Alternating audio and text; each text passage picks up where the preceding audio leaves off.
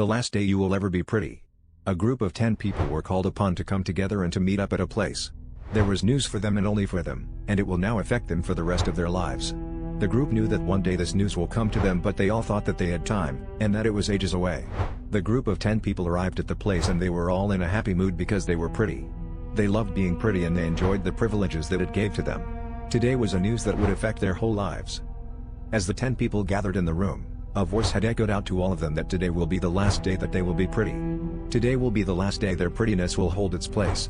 It is the death of their good looks, and they knew this day will come, and it comes to everyone eventually. The 10 people in the room were horrified by the news, as this will affect their lives in so many ways. Each of them started thinking how their lives will spiral downwards into obscurity. Crying started to enter the room. The loud voice then echoed out to all of them again, at how ungrateful they all are, and that they had enjoyed being pretty all their lives and now their prettiness will be going to another new generation. 5 of them will have to have acid on their faces to force the prettiness out, while the other 5 will simply lose it a day later. The 5 who needed to have acid on their faces were terrified once again. They didn't want acid on their faces, but there was no other way to force the prettiness out. People started running, but there were guards there and this was happening one way or another. Some were crying because they will no longer be pretty anymore, and they didn't care about how much the acid will hurt. Some had thought to themselves about how all of the annoying things they do will no longer be acceptable.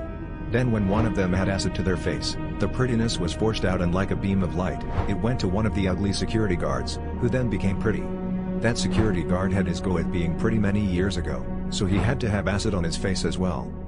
Then when the 5 out of 10 people has acid on their faces, they were now ugly and the other 5 had a couple of hours left, before their prettiness left them to go to someone else.